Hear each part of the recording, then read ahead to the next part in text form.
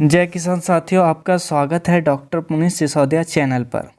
जैसा कि आप जानते हैं, जनवरी और फरवरी में हम तरबूजा यानी कि वाटरमेलन की फसल की बुवाई करते हैं। और तरबूजे की फसल की बुवाई हम दो तरीके से कर सकते हैं। एक तो हम मल्चिंग का यूज करके बुवाई करते हैं, जैसा कि आप वीडियो में देख सकते हैं। एक बिना मल्चिंग के हम बुवाई करते हैं, लेकिन मोस्ट ऑफ द फार्मर्स बिना मल्चिंग के बुवाई करते हैं। उसका कारण यह होता है कि जब हम मल्चिंग का यूज करते हैं तो उसमें हमें ड्रिप सिस्टम का भी यूज करना पड़ता है, जिसका एक्सपेंस काफ़ी ज़्यादा हो जाता है, जो हमारे किसान भाई उतना खर्चा नहीं उठा पाते हैं। तो हम आपको बताएंगे कि आप बिना ड्रिप सिस्टम का यूज किए आप मल्चिंग का उपयोग अपनी तरबूजे की फसल में कैसे करेंगे, और जिसमें आपका पर एकड़ का खर्चा, केवल मल्चिंग का जो खर्चा आएगा वो 2200 से 2500 रुपये का आएगा 1 एकड़ का।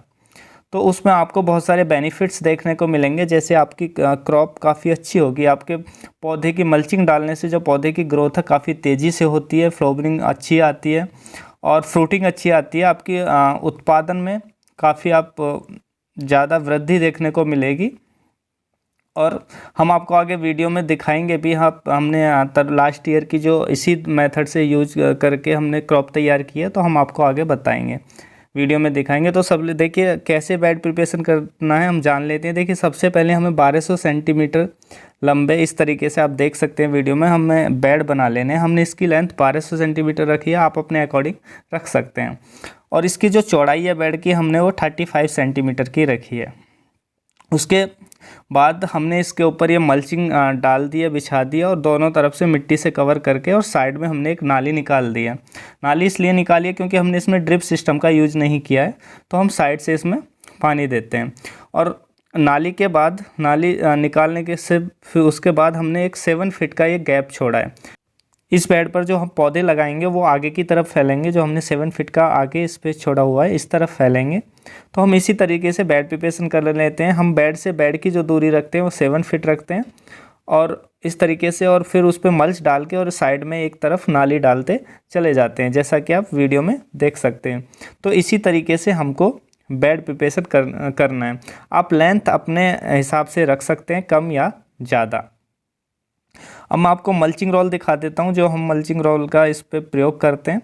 ये वो मल्चिंग रोल है, और इसका जो मार्केट में आपको मिल जाएगा 2200 से 2500 रुपये की रेंज में मिल जाता है, और 1 एकड़ के लिए आपके लिए पर्याप्त रहता है यदि आप इस मेथड से बेड प्रिपरेशन करते हैं। और इसकी जो चौड़ाई होती है वो लगभग 1 मीटर के आस से थोड़ी ज़्यादा होती है।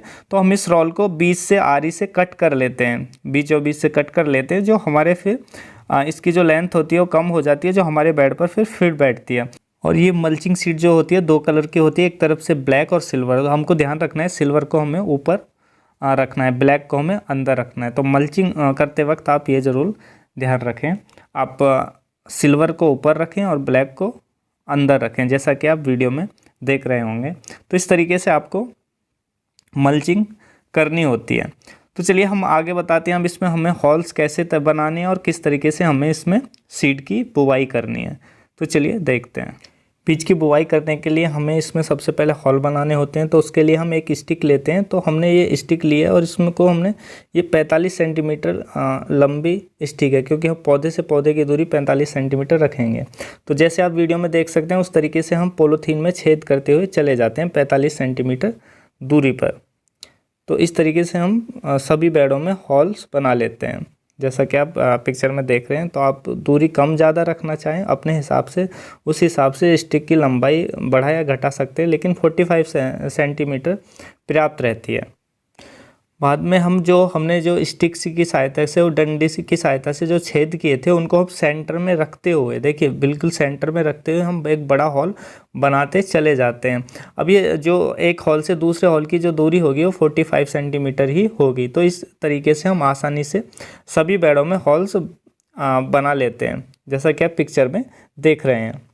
इस तरीके के हॉल बनाने के बाद अब हम इनमें जो हमारी पॉलीथीन बच जाती है, जो कटने के बाद अंदर चली जाती है, तो या थोड़ी घनी साइडों में पॉलीथीन बच जाती है, तो इन हॉल्स को एकदम क्लीन कर लेना है, ताकि ये पॉलीथीन बाद में हमारे पौधे को लगकर या उससे टच होके तने से उसको कोई हानि ना पहुंचाए। इसलिए हम इसको एकदम हॉल्स को क्लीन कर लेते हैं। फिर बाद में हम इसमें सीड की, यानी कि सेंटर में एकदम सीड की बुवाई कर देते हैं, बीज की रोपाई कर देते हैं। अगर पॉसिबल हो तो बीज की बुवाई से पहले आप 3-4 घंटे इसको पानी में भिगो कर रखें। उसके बाद यदि आप बुवाई करते हैं तो जर्मिनेशन इसका काफ़ी अच्छा आता है।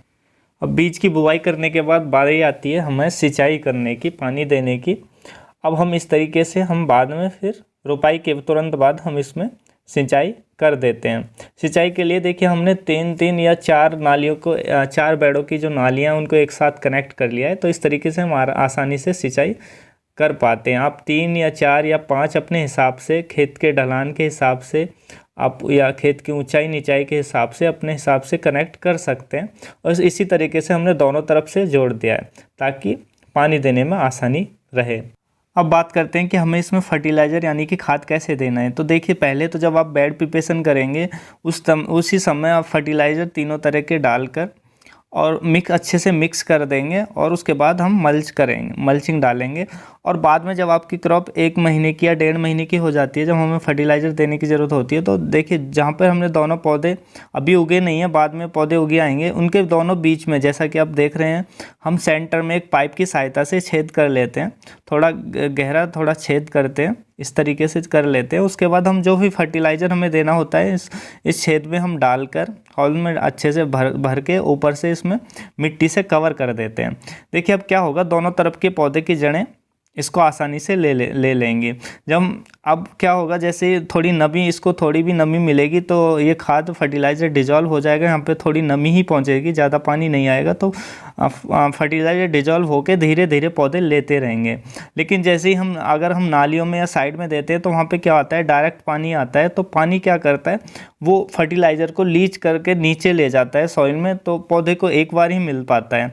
लेकिन इस तरीके से देते हैं तो पौधे धीरे धीरे अपनी ज़रूरत के हिसाब से वहाँ से यानी कि फर्टिलाइज़र को लेते रहते हैं। जैसे कि हमको डेली फूड की ज़रूरत होती है, खाने की ज़रूरत होती है, हम एक दिन खाकर नहीं रह सकते।